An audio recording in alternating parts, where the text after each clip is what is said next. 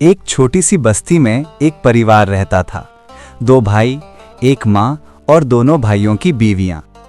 बड़ा भाई जुबैर और छोटा भाई इमरान दोनों अपनी माँ के साथ एक ही छत के नीचे रहते थे और सब कुछ ठीक था जब तक ईगो और शक घर में दाखिल ना हुआ।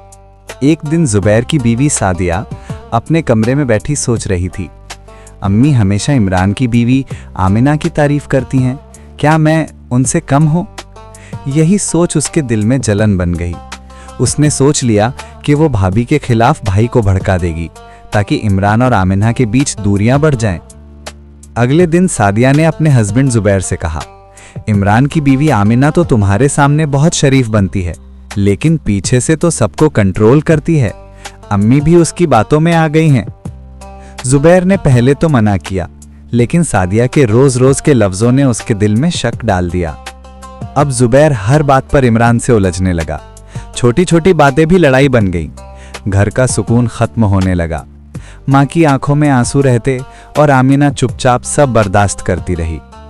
एक दिन आमिना ने रात को सजदे में गिरकर दुआ की, या अल्लाह, अगर मैं गलत हूं तो मुझे हिदायत दे, और अगर कोई मेरे खिलाफ फितना कर रहा है तो तू खुद फैसला कर दे, अदल के साथ। 2 दिन बाद जुबैर बाजार गया था। वहां उसने सादिया को अपनी सहेली से मिलते देखा, जो कह रही थी, तू तो कमाल करती है, भाभी से जलन रख के पूरे घर में फितना मचा दिया। जुबैर चुप हो गया। उसके पैरों के नीचे से जमीन खिसक गई। वो वापस घर आया और चुपचाप सादिया से बोला, मैं सब समझ गया हूं।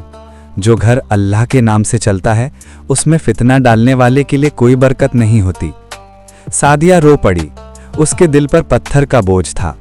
उसने इमरान और आमिना से माफी मांगी। आमिना ने मुस्कुराते हुए कहा, हम सब इंसान हैं, गलती सबसे होती है, लेकिन तौबा से दिल साफ हो जाता है। उस दिन से सादिया ने अपनी आदत बदल ली। घर में फिर से सुकून वापस आया। जुबैर ने सबको एक साथ बुलाया और कहा, जो घर मेहनत, दुआ और माफी से चलता है वहां अल्लाह अपनी रहमत बरसाता है। आखिर में माँ ने सबके सर पर हाथ रखकर कहा, फितना पैदा करने वाला सबसे बड़ा गुनहगार होता है और सुलह करने वाला सबसे बड़ा नेक। जो औरत या मर्द घर में फितना पैदा करता है, अल्लाह उसकी जिंदगी से बरकत हटा देता है, लेकिन जो माफी मांगता और सुलह करता है, अल्लाह उसके दिल में सुकून डाल देता है। जो घर दुआ, माफी और सुकून से चलता है वहां अल्लाह अपनी रहमत बरसाता है।